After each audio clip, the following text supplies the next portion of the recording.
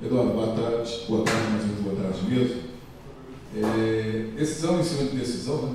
Somente a vitória interessa ao Londrina diante dos últimos resultados. Aí, como é que você está pretendendo montar essa equipe aí? Eu gostaria que você falasse do Fabrício Baiano, que teve um grande desempenho como lateral, né? O que você pretende em relação a esse jogador, aproveitá-lo e também o aproveitamento de garotos da base aí para a sequência do campeonato? Boa tarde a todos. Decisão elas vem desde o início, né? Claro que como o campeonato vai se afunilando, a palavra decisão ela vai aumentando o significado. Então nós estamos bem cientes disso, né? Vamos pegar um adversário, apesar de estar 9 pontos na nossa frente, nós colocamos como um adversário direto dentro dos nossos objetivos. Então nós temos que ir em Campinas e pontuar, de preferência vencer o jogo. Sabemos da dificuldade, sabemos da qualidade também do adversário, né? Trocou o treinador há pouco tempo, tem conseguido alguns resultados. Então, quanto a isso, desde o início, essa palavra ela é colocada dentro. Quanto ao Fabrício, é um jogador que nós trouxemos, né? O clube trouxe há algumas semanas, é um jogador que faz todo esse lado direito. Jogou na Turquia, não é surpresa para nós o desempenho dele de lateral direito, porque ele jogou vários jogos também de lateral direito.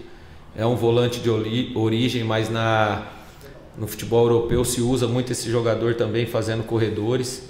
Então o lado direito do campo ele é bem servido, né? É um jogador que nós sabíamos que precisaria de um tempo, principalmente para readaptação ao ritmo de jogo, né? Então no primeiro jogo ele jogou um determinado momento. Esse jogo contra o Atlético ele já conseguiu jogar um tempo maior e nós esperamos utilizar o jogador aí para a sequência da competição.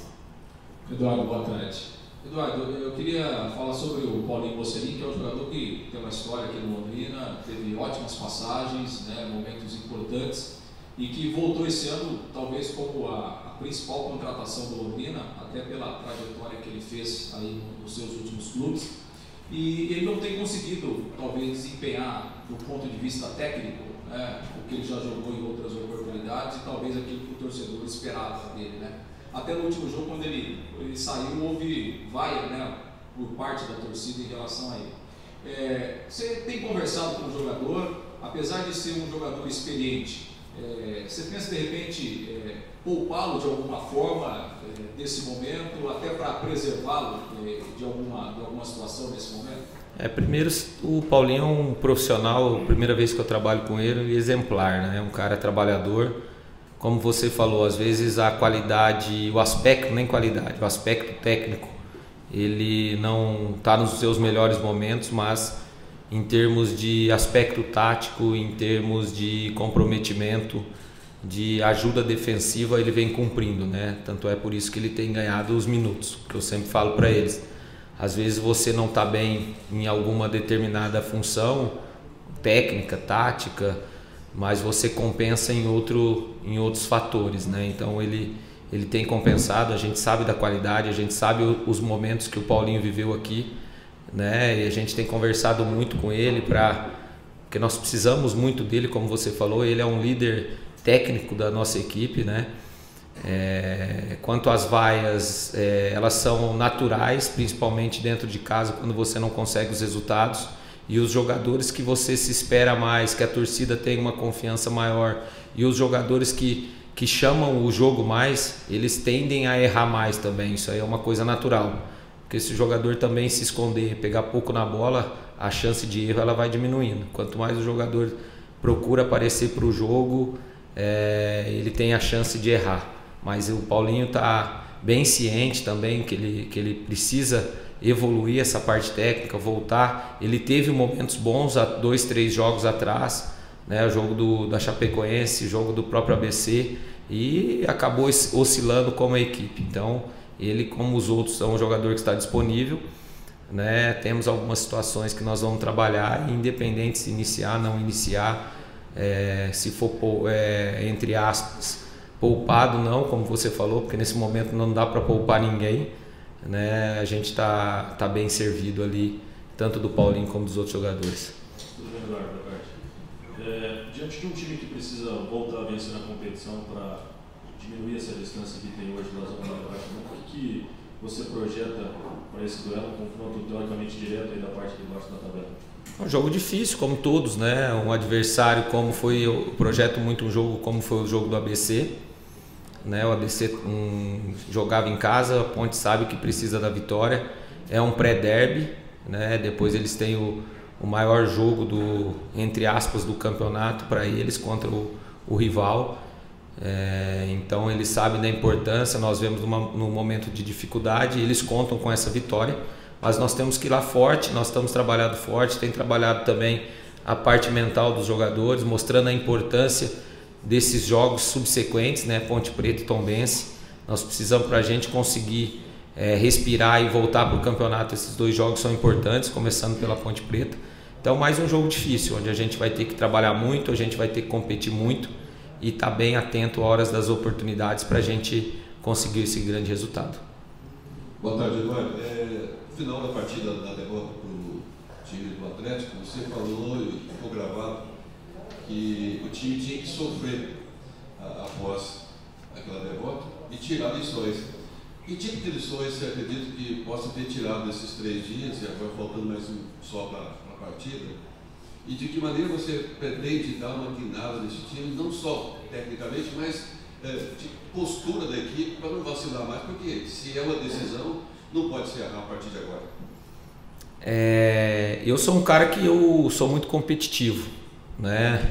E minhas equipes elas têm que ser competitivas. Quando eu falo sofrer, a gente tem que entender que nós estamos numa situação difícil e nós precisamos reagir, né? Como nós já conseguimos desde a minha chegada, jogos que nós conseguimos reagir, né? Nós vínhamos de vários jogos sem vitória, 1 ponto em 24, conseguimos naquele momento vencer o Vila, depois oscilamos, conseguimos reagir com 3 jogos de invencibilidade, sendo 2 sem tomar gols, e principalmente a partida do Atlético Goianiense a gente esperava um outro resultado, né? Sabemos também que era uma equipe muito qualificada, hoje o 3º maior em vencimento, uma equipe que tem qualidade, mas nós esperávamos, até pelo que transcorria dentro do jogo, um jogo de igualdade, somar pontos. Nós não podemos errar, o sofrer é isso, é entender que não está tudo bem, que o Londrina é uma grande camisa, que o Londrina é maior que todos que estão aqui, a instituição Londrina ela é maior que todos, então nós precisamos errar menos. Só que não adianta também, passou o sofrimento de 2, 3 dias, você precisa entender onde você pode melhorar e depois trabalhar e corrigir.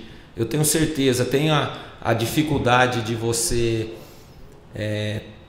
ter vacilado em momentos dentro da partida e perdido os jogos. Enquanto a partida, se você conseguir diminuir isso, a chance de você voltar a pontuar ela é alta.